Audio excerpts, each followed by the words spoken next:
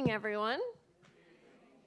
I'm a substitute tonight. Normally you have Tracy Glab or John Henry, and I'm Catherine Sharbaugh, and I work here as donor relations. So I work directly with Dr. Klein and established this Sheppy Dog Lecture Series. So it's my pleasure to greet you tonight.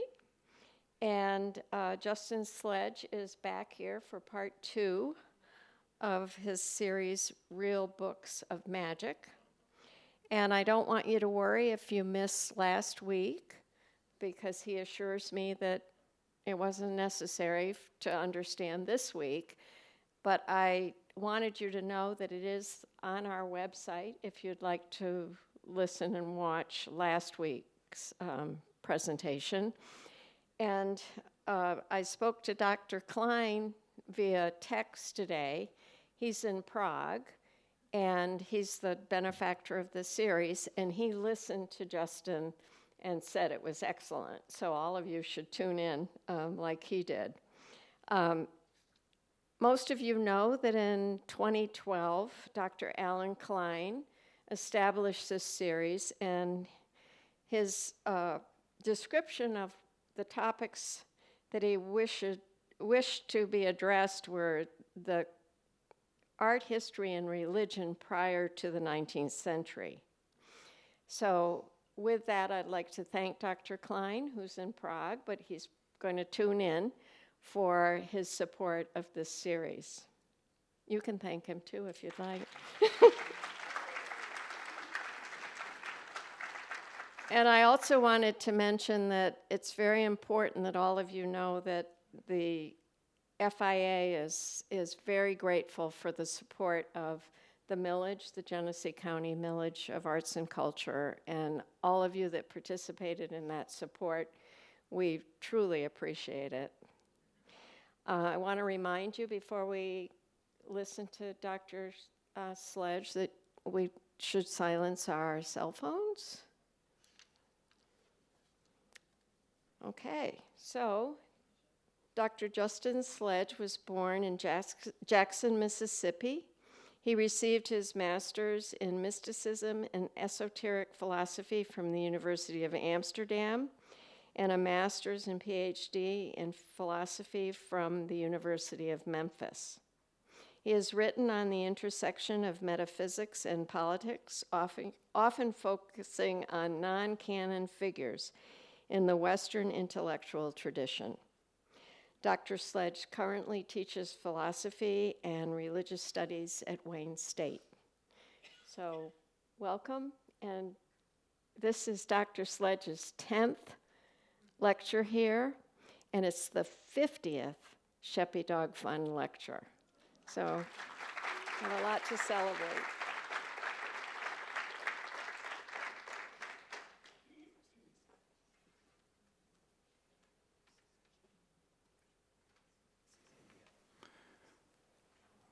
Right, let me turn on all my tech stuff, clickers, and all the things. Good evening. Welcome back. I'm glad that none of you were terribly afraid of the Inquisition following you here.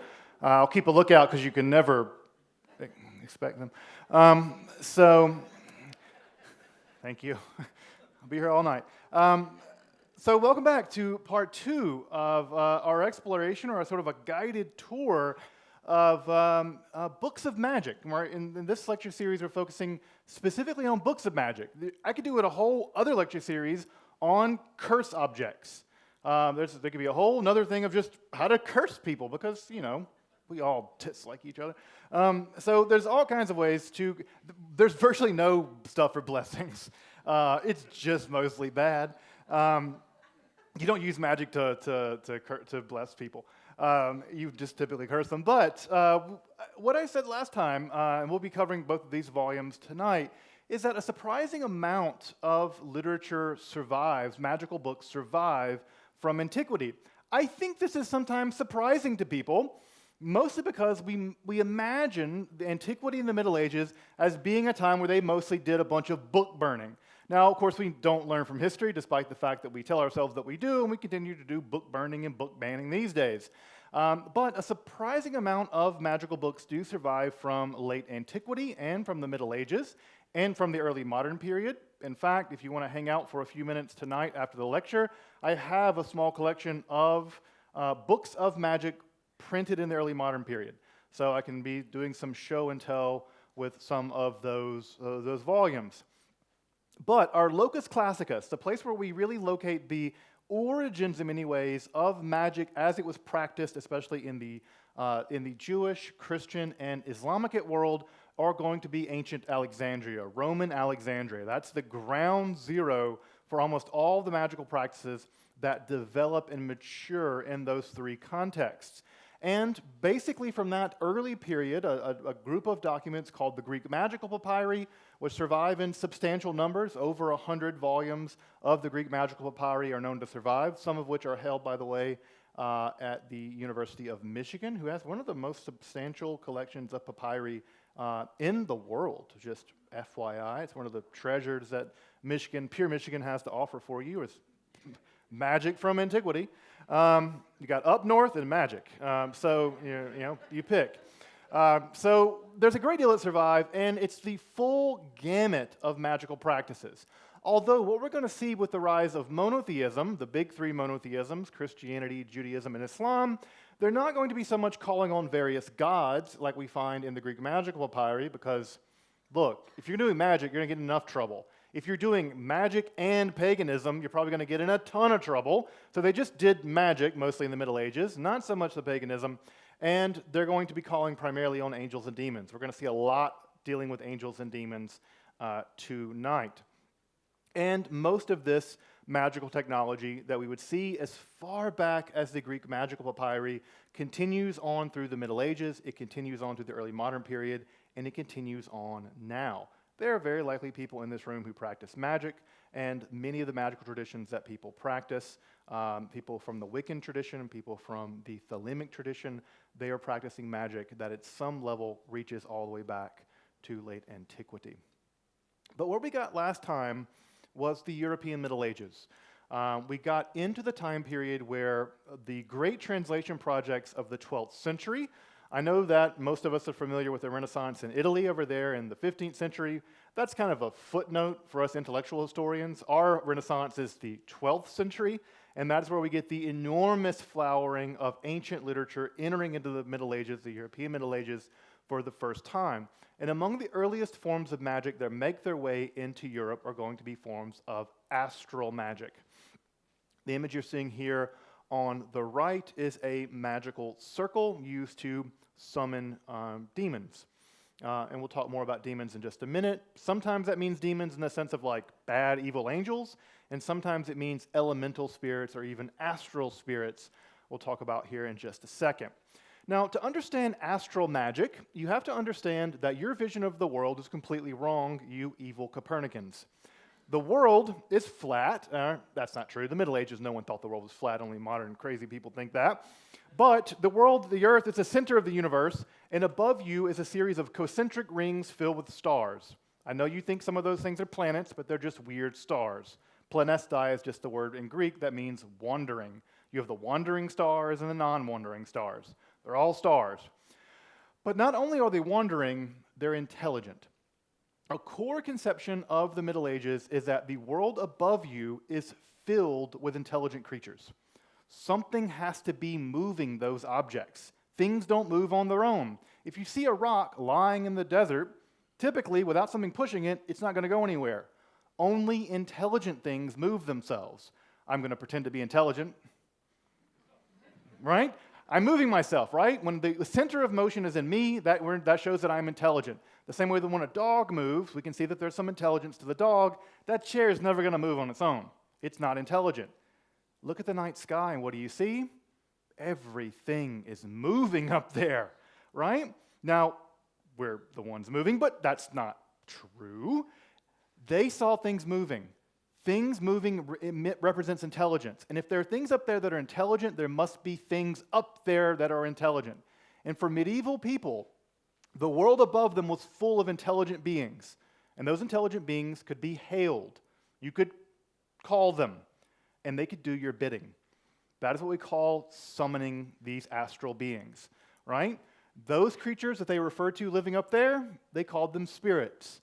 They used the Greek word daimones. Daimones is just a Greek word that means spirit. It can mean a good spirit, a bad spirit. It can mean a range of spirit.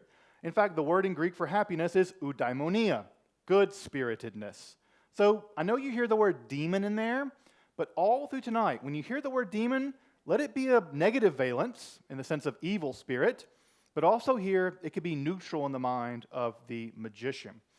A good bit of the very earliest form of magic were summoning these spirits to do your bidding. Now, how are they powerful? Well, how else do they get up there and move things around? They must be relatively powerful. Have you ever seen the tides come in? If you've ever seen the tides come in and out, you've witnessed their power. That's the power of the spirit of the moon to do what? Pull the tides in and out. If they can pull the tides in and out, God knows what the other ones can do. So you could summon them to use their power. Now, that's the way the magicians looked at it. The way the church looked at it was, no, there are good spirits called angels, and there are bad spirits called demons. They rebelled against God, got thrown out of heaven, and if you muck around with them, you're going to go to... There you go. Welcome to Dante's Divine Comedy starring Hell, right? So you would join their ranks down there. St. Augustine said, yeah, magic works, but it works only because it's a trap by the demons. The demons let you believe, the magician, that you're the one manipulating all the things. But all the while, the demons are manipulating you. And at the end of the game, you will lose.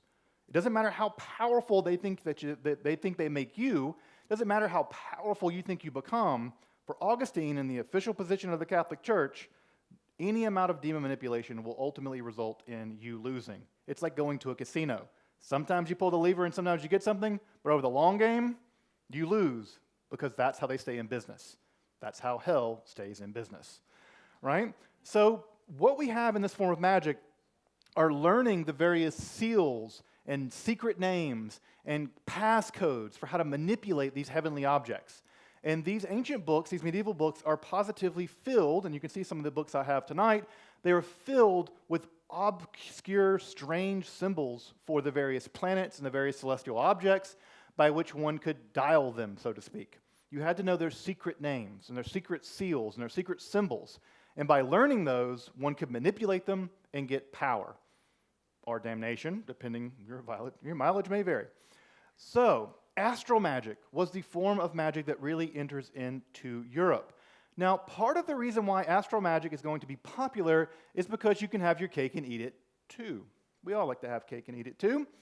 What goes on at this time in the early Middle Ages is a big debate centering on two fundamental topics, one on alchemy and one called natural magic. Let's cover alchemy first.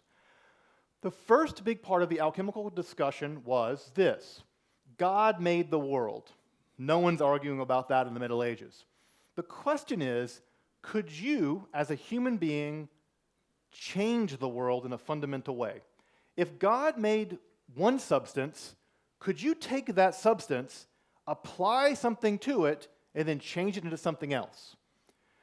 Generally speaking, the official position of the church and the official position of St. Thomas Aquinas, who was basically the spokesperson for the church, or certainly has become that spokesperson, was no. You can't improve upon what God made. You can alter and combine things God made, but you cannot fundamentally improve upon it. If God made lead, it's going to stay lead. No amount of mucking around with it is going to make it into anything better than that. It's going to stay lead. You can mix other things in with it, but you've just mixed them and you can milk some back out. There is no turning lead to gold because that violates God's plan for the universe. The alchemist said, nah, of course we can improve the world. Look, I can take all this other stuff, I can combine it into something new, and I get a cake, right? I can get all kinds of good stuff by manipulating the world. I can take all kinds of bad stuff like manure, put it in the ground, and plants grow better. I can turn bad things into good things. Of course I can improve upon nature through art. This art versus nature debate has never been settled, by the way. We still, to this day, when people raise the specter of things like GMOs, right, or flying, I'm pretty sure, and certainly I know this, Back before when flight first became a thing, people argued against the possibility of flight, arguing, if God wanted us to fly, give us wings, right? The idea is you can't improve upon nature. You're playing God. That idea goes all the way back to the alchemists. And the alchemists were the first experimental scientists, whatever that means, saying, I think we can fix nature. It kind of grows half the time. I think we can kind of improve upon it. But you can hear the blasphemy there, right? We can improve upon creation. That's a very dangerous idea that still worries people to this day, right? Things like genetic modification, people worry. Playing God. Even like things like organ transplants, really worried people at first about this. So that's one side of it. The other side of it is how you do it. Well, the way that you do it is by unlocking hidden forces in nature. Nature does not always tell us how it works. Nature operates in hidden ways. And you can see this. Medieval people saw it. How could you see it? You could take a piece of amber, a relatively odd stone, rub it against a piece of wool, and at night, touch it. And what do you see? A spark. And if you get close enough and look at it, it looks just like a little piece of lightning. Where in the world in this little piece of orange stone is lightning emerging? Otherwise, you could take another weird stone. If you took another weird stone and put it near another piece of iron, and iron filings, guess what happens? The iron filings go to the stone, right? Lodestone. Clearly, according to these people called natural philosophers, there were hidden forces in nature. And if you could unlock those hidden forces, you could manipulate nature and improve upon it. Again, from the position of the church, this was very worrying. Because the idea here is God has put secrets into nature. And if you could unlock those secrets, maybe you could do something like be God-like. You could unleash powers only hitherto known by God. Roger Bacon is our key guy in this conversation. Bacon was basically an early empiricist, kind of an early scientist. And he wrote extensively on the hidden powers of gems, of herbs, the hidden powers of astral bodies, and how these astral bodies, how these gems, and how these herbs all work together to manipulate the world. And if you understood how they work together, you could manipulate the world as well, just like God. And again, what was the argument here? How dare you? How dare you have the pride, the mortal sin of pride, one of the 7 deadly sins, to think you, Roger Bacon, and all your widow friends can unlock the secrets of nature and play God. Roger Bacon said, well, it's magic because it is using occult hidden forces, but it's natural magic. I'm not summoning demons. I'm not trying to manipulate angels. I'm using the natural forces of reality to unlock power that makes me more powerful than you. Right? And maybe the church. Spooky stuff. Now, that's all going on in the background, beginning in the 12th century. Around the same time in the 12th and 13th centuries, we get the first non-cathedral schools. At this point, beginning of the 13th century, we have big cities. And one of the things you need in big cities to make big cities work are bureaucracies. Now, I know that everyone here loves to stay in the Secretary of State for 67,000 hours to get a small change made to your license. Now, the only thing worse than having to do that, is not having the opportunity to do that, and anyone who wants to drive a car can drive a car, right? You can pick which chaos you want. You want the horror of bureaucracy or the horror of anarchy. Bureaucracy at some level shows the relative health of a place. And when you need a big city like Paris, you're going to need a really healthy bureaucracy. You're going to need things like land deeds and loans and all kinds of basic bureaucratic things that make a city work. Well, the only educated people in the 13th century at that time were priests. We're going to come back to them in a minute. They're going to be up to no good, as you can imagine. But you need people who are educated like priests, but who don't have to do all the priest stuff, right? I mean, do you really need a guy who's going to get you a land deed or a grant to operate on your building to build a new wing of your building? Does he really need to know how to, officiate a mass?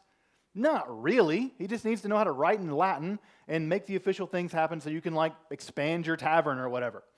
So you get these new schools. If you've ever been to Paris, you've probably been to Notre Dame, which will hopefully be rebuilt soon. You've probably also been over to the Latin Quarter on the left bank. That's where the old University of Paris is and was. That's where the early schools, the non-cathedral schools, were built. Now, I don't know about you. I like learning stuff, but I tell you what I don't like doing, studying, right? I love learning stuff. What I don't feel like doing is studying stuff to pass exams. So what do? Magic. Magic. You do magic. When in doubt, magic, right? One of the forms of magic that began to develop in this time period around students and professors was a form of magic that we now call the ars notoria, the notary arts. The notary arts, what are these? It is a way of gaining an entire college worth of education, right, which typically lasts many, many years in the Middle Ages and does now. I bear the trauma of having gone through it, right? But you take all the time you would normally take to be a bachelor, all the way up to a master, and even up to a professor, a doctor, and that would take you a dozen or so years in the Middle Ages. What do? You do magic to shorten it down to 4 months. 4 months, right? It's a summer, right? Summer classes. The ars notoria is a system of magic whereby one, through rigorous purification, various kind of incantations, various kinds of spiritual transformations, and then you stare at a bunch of weird symbols. You're staring at the symbols now. Here's the ones for dialectic. This is how you rapidly learn dialectic, basically how to argue with people, because I'm a philosopher and I need this one. But you would stare at these, and you would magically learn everything there is to know about dialectic. Inside of these circles and these various shapes are various magical words. You would recite them as you stared at them, and the idea is somehow an angel or angels will come down and sort of all the information into your head, and as you stared at them over the course of 4 months, you learned everything you would need to learn about medieval education. So 4 months, not a bad deal. It's way less student loans that way. So this technique was a way of rapidly gaining all the knowledge one would need in order to basically become a college-educated person. This school of magic, by the way, survived well into the modern period, and there are dozens, hundreds of manuscripts of this that survive. Hundreds that survive. Again, the filter of history is brutal. If 100 survive, imagine how many existed in the Middle Ages. It must have been thousands. Because again, how many students do you know here? I mean, I'm not going to ask, but how many people here know someone who looked up the answers in the back of the book? Yeah, if you ever looked up the answers in the back of the book, this is the back of the book. This is the back of all the books. So the ars notoria, you best believe that many, many young people and professors desperately said, I would rather do this than try to actually study on their own. The first authoritative edition of the entire ars notoria is going to be published next year, just FYI. You can still read it in Latin if you want, but a completely English translation is apparently appearing next year. This is also the time where the church and magic get a little cozier, at least unofficially. At least unofficially. What we have beginning to develop is kind of a codification of magic that we might call ceremonial or ritual magic. Here is where the high mass, the high ritual mass of the Catholic Church is going to be combined with the kind of magic we see in the Greek magical papyri, and it's going to be heavily systematized. If you're wondering what that symbol is there on the left, it's from the Liber Iuratus, the sworn book of Honorius. This is probably one of the most, top 3 most important books of medieval magic. This is a book where allegedly a group of magicians got together facing persecution and decided to write one central encyclopedia of magic that would sort of be the end-all, be-all of books of magic.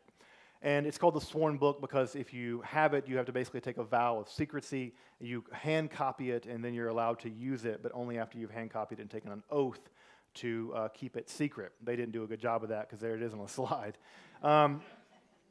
Secrets are hard to keep on the internet, boy. If you're looking up there on the left, that is God's signature, just so you know, if you ever get a check in the mail and you want to vet it by, get a check from heaven.gov, better have that signature on there. That's God's signature. That is the seal of truth. That is allegedly the symbol and the seal of God, God's self. This book is fantastic. There is a great modern edition of it, and what you basically have are a series of rituals and invocations of a vast array of beings, including God, hence the signature, and these range of spells can do all kinds of things, like make the wet ground. If you have a wet ground, it can make it dry, which I guess is good for picnics. Finding treasure, which, by the way, my favorite form of magic that exists in virtually all of these texts are spells for finding treasure. People occasionally did find treasure in the Middle Ages and still do now.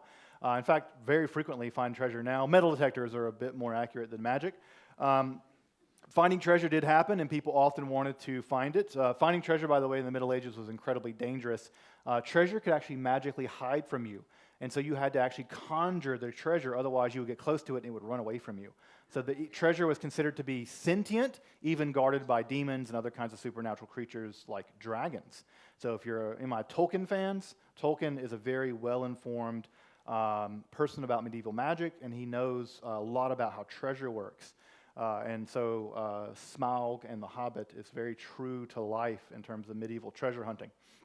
You could create illusions. My favorite illusion is you could create an illusionary banquet. So you can invite a bunch of people over, and there'd be a magical banquet that would be there.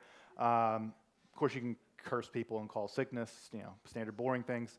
But this is a fantastic text to Liber Iuratus, and it's going to have a huge impact on later magic. In fact, almost virtually all major schools of magic that come after it, at some level, lean on the Liber Iuratus as their basic form of magical invocation. Now again, notice how they're pressing the boundaries here, right? It's like, yeah, we're doing magic, but it's God, right? Like God gave us his signature. It's cool, y'all. Like, you can't burn this because we're doing just like, we're helping people. And you're like, what about like cursing people? Oh, yeah, that. Just ignore that. But you can see how they're pushing the boundaries here, folks. Yeah, we're doing magic, but it's, they're coming right up to the line when it comes to this stuff. And ditto, right, with the Ars Notoria. Yeah, we're not summoning bad angels. It's good angels, right? Look, they got crosses and everything. It's cool. You're like, what are these weird magic words? Don't pay attention to that. We're learning stuff, right? It's like how I justify letting my kids watch TV. I'm like, yeah, it's fine. Sesame Street. They're learning. When I really just want to read something. Yeah, it's angels. It's fine. The granddaddy of all forms of magic. We talked about this last time with the Testament of Solomon. Solomon is the grandfather of the magical traditions of Europe. Solomon is thought to have built the first temple, the first Jerusalem temple, using a magical ring that controlled and bound demons in a book called the Testament of Solomon, written sometime in the first few centuries of the Common Era. Solomonic magic, which represents probably the largest body of magical literature to survive from the Middle Ages, is without any doubt the most popular form of magic. Now, we're getting into demon territory here, right? So you might be wondering to yourself, how can any Christian justify mucking around with demons? Well, you have to understand that according to Christian belief, at least in the Middle Ages, the demons were basically bound to Christians in this world. Now, we typically imagine demons as sort of existing in hell, and they kind of come out of hell. That's not where medieval people put them. Medieval people didn't imagine demons in hell. They imagined you would end up in hell later after the Last Judgment, and so would the demons. The demons didn't live in hell. They lived up in the sky, right? Now, I know that's a weird place to put demons because we typically put God and angels and stuff up there. But they thought that typically in the air right below the moon, that is where all the demons lived. And there were some up above that as well, but most of them were trapped somewhere between the moon and the earth. And the idea was you could summon them down. And how did you do that? You did it in the same kind of way that exorcisms worked. Imagine a backwards exorcism. Now, you're not trying to get possessed. That would be a bad thing to do. But what you are trying to do is evoke the demon. You're trying to pull them away from where they are typically stationed, somewhere in the upper air. In fact, even the devil and the New Testament sometimes described as living in the air. He's the father in the airs. What you're going to want to do is summon them down using a very elaborate system of conjurations and magical names, various systems of incense and robes and invocations and evocations. The systems are very complex for how to summon these demons, and you're going to trap them in that triangle because you don't want to trap them in your house. All right? That's called getting your house possessed. You want to trap them in that triangle. And if you trap them in that triangle, they can't get out. Right? And the idea here is you evoke them out of their natural habitat, you bind them into that triangle, and just like various kinds of wild animals can do all kinds of different things, so can the demons. And the idea is that various demons have different powers. Some can see the future, some can make people fall in love with you, some can predict, some can tell you where treasure is, some can do all kinds of things. So you find what the demon you want is, right? Paimon, for instance, he might be in charge of wealth or something like that. You summon him down, trap him in there, and basically, I don't know what's the right word for it, kind of torture him in order to get him to tell you, and it really is like, this is kind of really like, you could imagine medieval demon rights people being like, hey, that's torture, you can't do that to, poor demons. But you kind of torture them in order to basically giving them what you want. Now, why? How is that justified? Because the demons have rebelled against God and no longer have God's protection, and they can be controlled by any Christian evoking them in the name of God, and basically they are like wild animals that can be tamed and used for the benefit of Christians. In the same way that you might break a horse to ride on it, you might break a demon to learn the future. That's how medieval Christians thought about these beings, and Solomonic magic has gone on to become, without any doubt, the most popular form of magic still practiced to this day. There are many, many practitioners of Solomonic magic still practiced to this day. Again, be careful. Also, you have to do the elaborate rituals of making them go away from the triangle, because if you stick around in the triangle, it's bad. This is another form of magic. This is a bit more sanitized, but another form of Solomonic magic, and this is a form actually practiced in the Jewish world, is called the Ars Almadel, the art of the magic circle.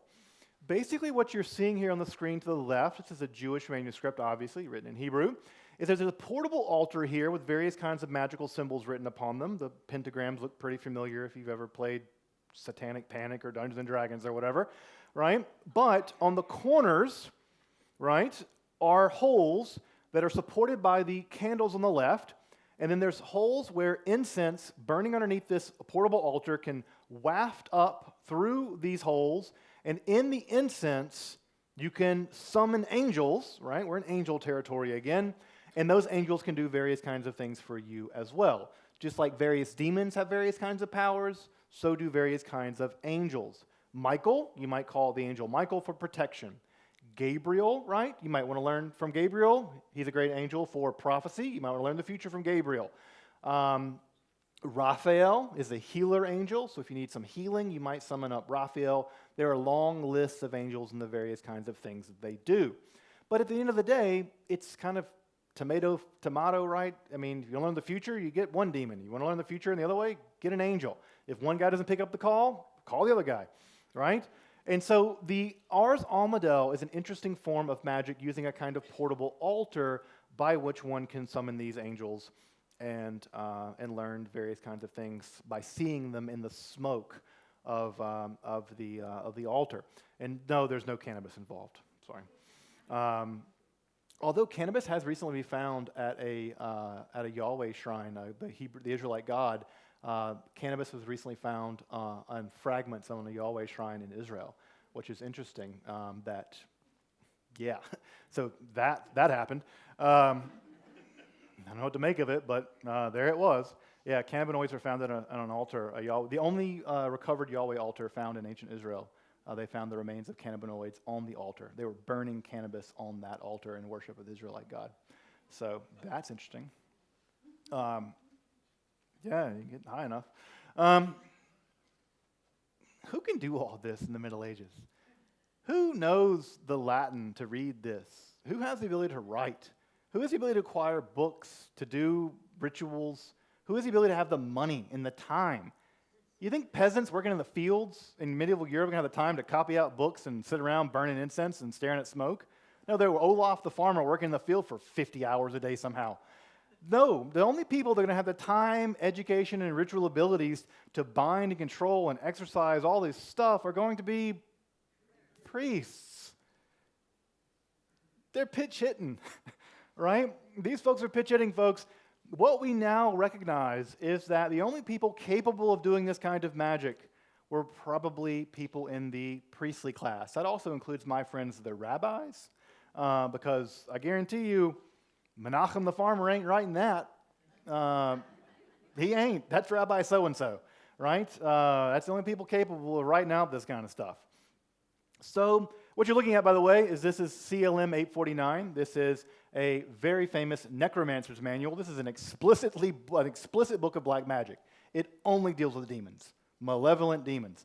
This spell you're looking at here conjures up the demon Berith, sometimes Baelith, depending on the manuscript, and it uses a magical sword and a magical symbol with various seals. This spell is, I'm sure everyone reads medieval Latin well, de invisibilitate, how to turn invisible. This is an invisibility spell. Again, also, who's going to get swords and stuff? You know how much money is wrapped up in all this? I mean, it takes a wealthy person to have this stuff written out, access to swords, access to literacy, etc. The kind of people capable of this are going to be relatively wealthy people with some priestly education. We now refer to these people as the clerical necromantic underground, because what we see, because there are real nerds in the world like me, we take things like these demonic names, Berith, Baelith, Paimon, many of these names, and we trace them. And guess what we find? They're relatively stable all through Europe. A book will enter into Europe, in Italy, it'll move north, the spelling will change a little bit, but it's still the same demon. We find the same demon now a century later somewhere else, right? A century later somewhere else. These books are being copied from master copies and copied from master copies and copied. What we see is they're changing slightly over time because medieval books get relatively corrupt. And I just want to skip back all the way back to the beginning to give you a, well, that's the same slide. Never mind, sorry, I thought I had a slightly different one, but I might later. At any rate, what we're seeing and what scholarship is showing us is that these things follow the trade routes that are established basically by the medieval church. It's our merchants and clerics, right? Some people in holy orders copying and practicing this stuff because that's the only people capable of doing it. Secular magic is still about a century later. CLM 849 contains dozens of spells all invoking demons. Now again, I know that most of us think, how can a priest be mucking around with demons? The same way the priest might, I don't know, trap a rat as a pet for whatever reason. It's a wild animal that you might tame somehow or use. In the same way that you might take any other wild animal, right, and use it, right, for your entertainment, for instance. In fact, there are some of these spells that you can summon spirits to do juggling and things for you. But you might use a wild animal for your entertainment. You might use a wild animal to fight for you. You might raise a dog to protect you. You might summon a demon to do the same thing. They're cheaper than dogs. So this is exactly what they're doing here. You have to imagine that demons are just like wild animals made of spirit, right? That's the way medieval people thought about them. Except for they turn on you and steal your soul, but whatever. It's like a dog that bites sometimes.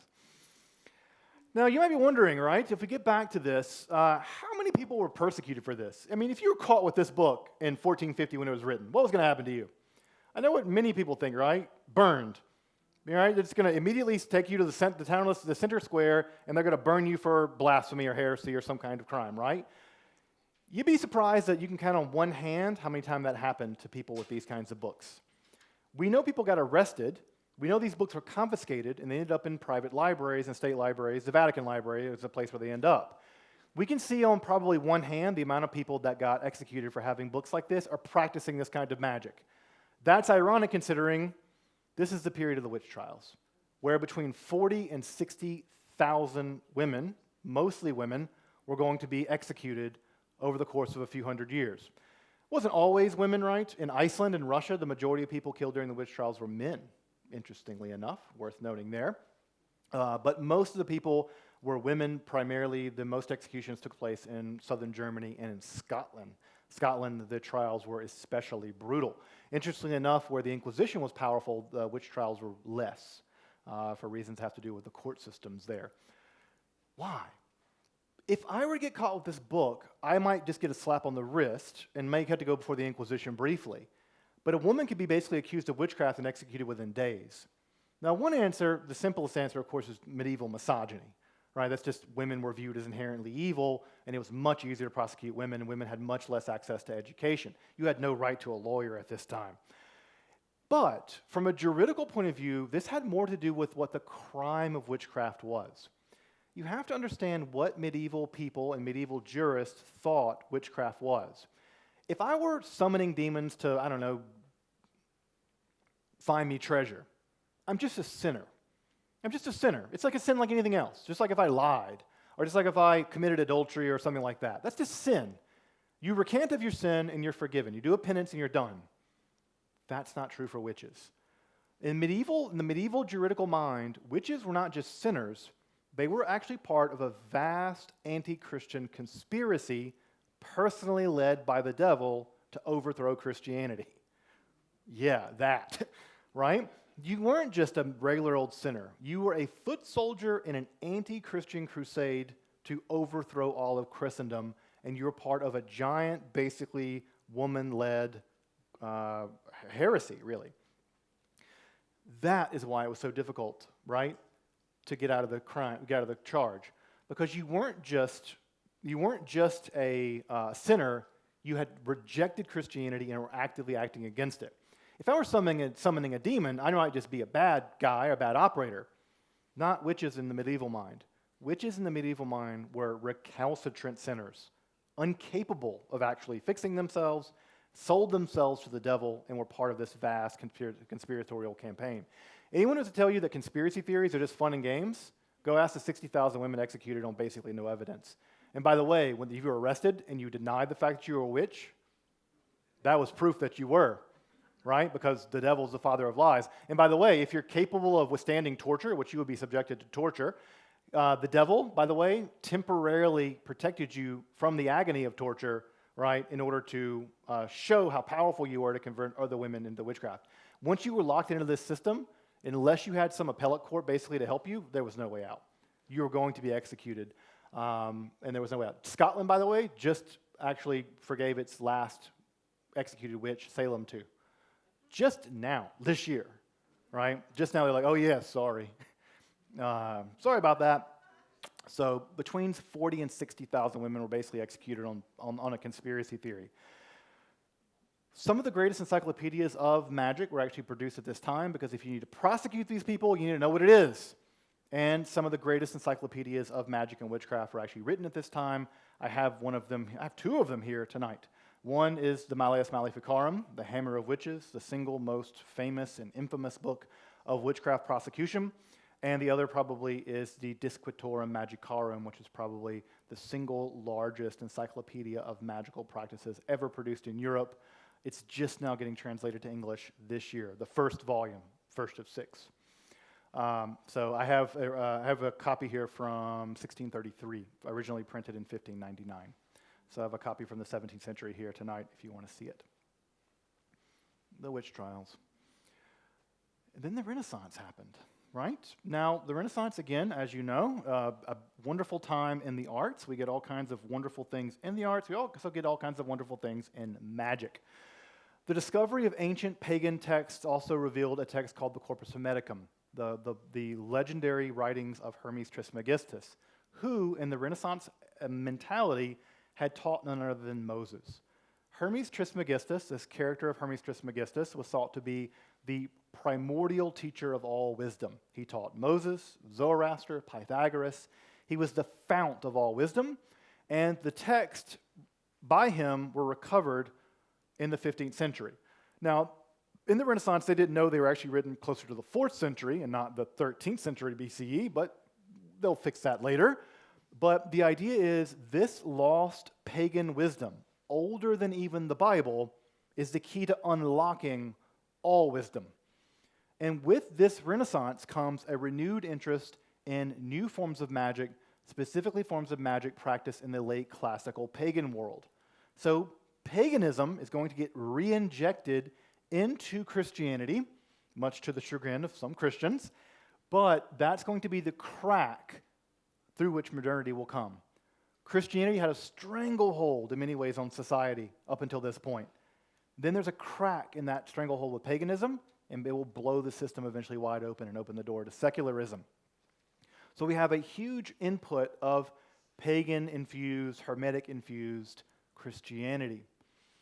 Now, some of those folks, right, maintained relatively normal kinds of Christianity with just a few innovations. Those are folks like Ficino, who, by the way, was a great translator of Plato. He interrupted his translations of Plato to translate these Hermetic texts. That's how important people thought they were. They're like, Plato, pff, Hermetica, right? So Ficino translates the Hermetica. He did a pretty bad job of it, whatever, but that's another thing. Folks like Pico are going to try to combine Judaism, Christianity. He'll try to combine Christianity, Kabbalah, and paganism into a kind of new syncretistic religion. Folks like Ludovico Lazzarelli will try to combine Hermeticism and Christianity into a kind of new hybrid Christian-pagan religion, which is very daring at the time. And some folks will say Christianity is old hat. What we need to do is go back to old school Egyptian paganism. It was the Egyptians that figured everything out. That guy was Giordano Bruno. As you can imagine, his days were numbered. And they promptly burned him alive in February of 1600. Now, he believed all kinds of kooky things, like Christianity is not really the best religion, Egyptian paganism was, but he also believed even crazier things, like the earth isn't the center of the universe, that all those stars you see in the night sky are stars just like ours, and around those stars are planets just like ours. It was a bridge too far, and they burned him alive. In fact, that's him, after being tortured by the Inquisition for several years, that's him telling the judge, "You are more afraid to judge me than I am to be judged." And they burned him with wet wood so he would burn longer.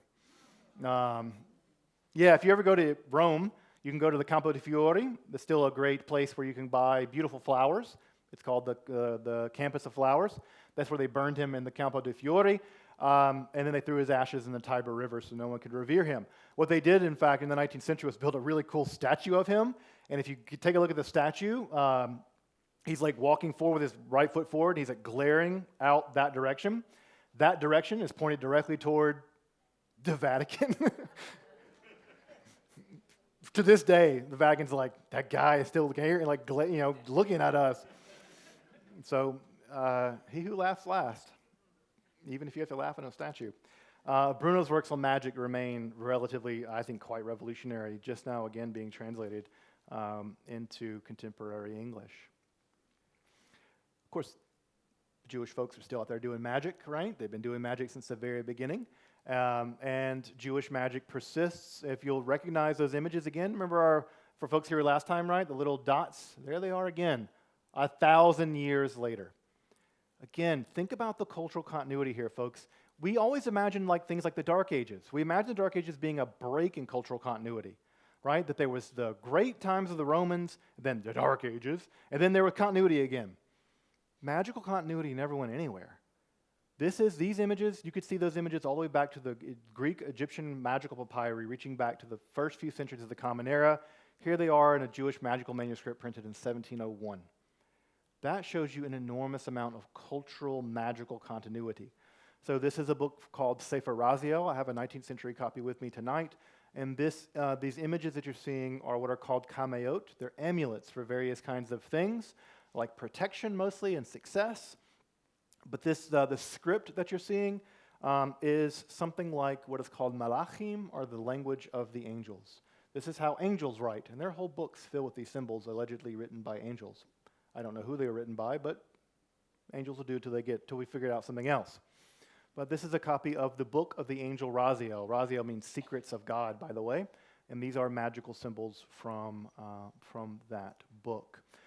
This is also the time period for the rise of the Kabbalah. And practical Kabbalah is basically Jewish magic being practiced all the way down to this day. The most famous example of practical Kabbalah is creating human people called golems. And so it's not enough to summon angels. You can create people in Jewish magic. They typically can't speak, and they typically get out of control and kill a bunch of people. Sorry. No one ever says, yeah, it's magic. Everything works out fine in the end. That story just doesn't happen. It's like Dr. Faust. Yeah, I want to learn a bunch of things, so I summoned the demon. Then what happened? I got drugged to hell. The story never works out well, ditto with Jewish magic and things like the golem. There's also prophetic Kabbalah, where your mind can be, through meditation techniques, your mind can ascend to the divine mind, and the divine mind, because it is not bound by time, can see the past, the present, and the future all at once, and that allows you the gift of prophecy. This is an entire form of Kabbalah called Prophetic Kabbalah, pioneered by a rabbi called Abraham Abulafia, who challenged the Pope to a debate, by the way. Both Pico, who I mentioned earlier, and Abulafia both challenged the Pope to a debate about their skills as magicians and messiahs. And in both cases, the Pope promptly died, saving their life. So just make sure that you get a dying Pope when you challenge him to a debate. Abulafia challenged the Pope outside the walls of the Vatican, and the Pope dropped dead before Abulafia could be killed.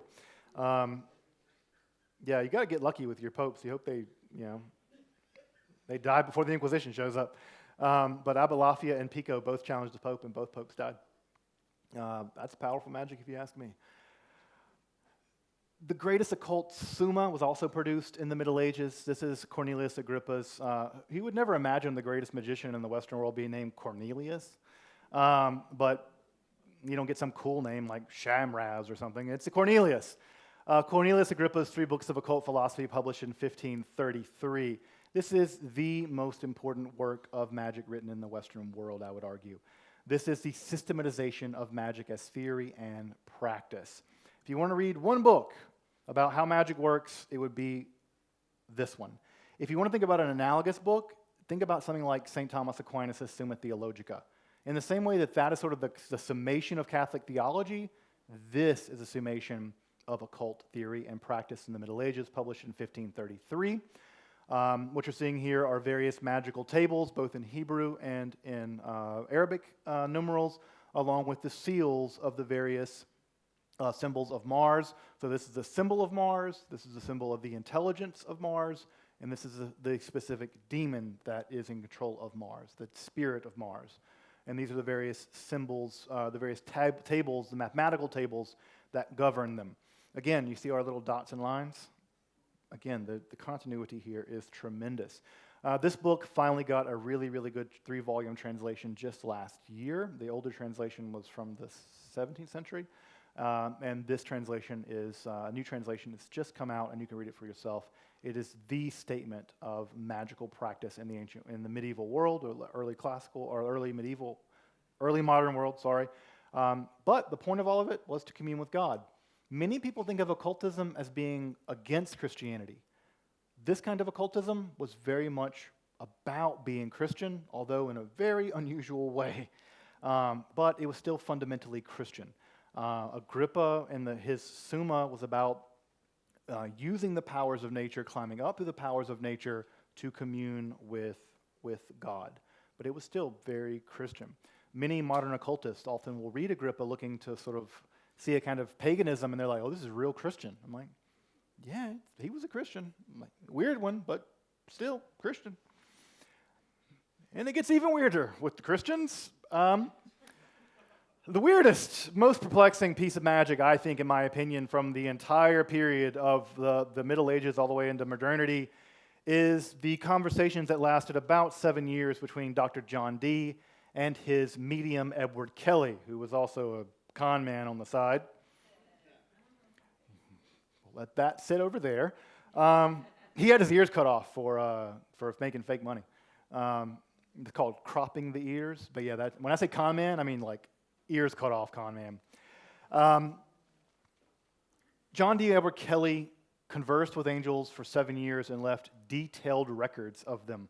I mean detailed records, I mean thousands of pages of conversations with angels, including magical systems. Not just that, but most famously, the angels began to communicate with them in their own language. Now, if that were just gobbledygook nonsense, I would be like, yeah, it's gobbledygook nonsense. It's not. The language the angels spoke in, with Kelly having no notes in front of him, often speaking backwards in reverse order, had vocabulary, syntax, and grammar. It is a language. It is not random characters. There's still a lot of debate about exactly what went on in all this, but if you want to see the alphabet of the angels, that is it in the original manuscripts on the bottom. If you want to see an example of the actual angelic language written in Latin characters, there it is in that manuscript. We have dozens of texts written in this angelic language. It's not clear how Kelly did this. Either he was one of the best charlatans in human history, or something very strange went on here. And to this day, I think I've written, actually, maybe the definitive paper trying to explain how this went down exactly, but this is without a doubt one of the most mysterious instances in all of magic. I'm a pretty skeptical person, but when I went to Amsterdam to study magic and occultism at the academic level, I directed my entire attention. Everything I did was thrown at this mystery because it struck me as just that mysterious. His complete records with angels can be found online. You can read the entire thing online if you like, and it involved everything from treasure hunting to the end of the world, and the angels eventually told them to swap wives temporarily, and they did, and then they broke up. Edward Kelly, by the way, was eventually jailed as a fraudulent alchemist and jumped out of a window, broke his legs, and then died. Yep. So John Dee died in 1608 or 1609, continuing the work with the angels through other scribes. Sadly, those records don't exist. Magic continued to exist, folks. I could go on like this all night. By the Enlightenment, we have straightforward black magic, openly mocking the church. Magic being used as a tool for mocking the church. On the right-hand side, we have versions of magic texts being written called the 6th and 7th books of Moses that were used by the Pennsylvania Dutch in America. These were part of their ideas. These ideas took root in the African-American community, the enslaved community, and in the enslaved community, the 6th and 7th book of Moses became the standard magical work that underwrote a great deal of what is called hoodoo, the African-American form of magic commonly practiced in this country, but also in the Caribbean. This book was in huge demand. This was the African-American grimoire book of magic in the 19th and 20th centuries, and is still popular. I definitely know African-American folks in Mississippi who were, again, the most Christian that you could imagine. And I'd be like, "Yeah, the 6th and 7th book of Moses." They're like, "Yeah, that one, that's the one." And these systems of magical spells were incredibly popular among African-Americans in the Americas and in the Caribbean. If you go to New Orleans, you'll still see these symbols written in voodoo and hoodoo works. It's also very important to know that voodoo and hoodoo are not black magic. All right, that is a common lie, slander against these religions. These are syncretistic religions combining West African religion with Catholicism and some European magical practice to produce a syncretistic religion that's deeply not about demons. Although almost every cultural portrayal of voodoo and hoodoo is negative, we desperately need new literature and new movies to undo that stereotype because it paints Caribbean Africans, African Americans in a horrifyingly bad and racist light. And it continues, even down to this day, unfortunately. It continues on, folks. We have modern magicians like Aleister Crowley, the great beast, the wickedest man alive, who developed entirely new systems of magic based on these medieval ancient magical systems. We have folks like the developer of the Rider Tarot deck, who the Rider Tarot deck almost always gets male credit, but the artist was a woman, just now being recognized. If you've ever seen a tarot card, she did it. Almost every tarot card you've ever seen from the Rider Tarot deck, she gets no credit. Pamela Conde gets no credit, but she did the art for all of them. Probably the most iconic imagery of occultism in the 20th century. If you've ever seen a tarot card, you've probably seen one from the Rider deck, and she's the artist and gets no credit. And of course, all the way up to modern Dungeons and Dragons, which I'm a big fan of, with representation here. Again, we're beginning to see African-American wizards finally in representations of magic and occultism in Western civilization. But magic endures and thrives. And what we can see through the history of all of this is that there's always been magic. Someone has always been there, somewhat in the shadows and somewhat in the light, keeping this stuff alive through the centuries, at great peril to themselves, often getting burned at the stake with wet wood of all things. But what I want to come away with is the idea that magic was never totally that underground. It had to have been at least accessible to people over the centuries, over and over and over again, because what survives is the voices of the practitioners of that in these books. And because it survived in these books, we have, at this time in the history of magic, I think one of the greatest opportunities that no one else has ever had. The Inquisition is probably not going to come to my house, at least not yet.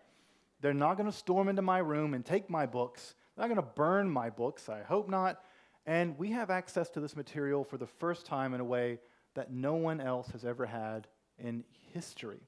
And I would say that at this moment in the development and the study of magic, we are in the golden age of both the practice of magic by occult practitioners, but also scholarship in magic has never been better, and it has never been more complete. And yet, as you can imagine, there's no translation of this book. Sefer Raziel, no English translation. It's the cornerstone of Jewish medieval magic. There's still no English translation of it available. We are still in the period where so much can be done, so much has been done, and what I predict is that the days of books of magic, there are going to be more books of magic ahead of us than behind us, and I suspect very strongly that in the same way that magic has survived and thrived, it will continue to survive and thrive. Thank you.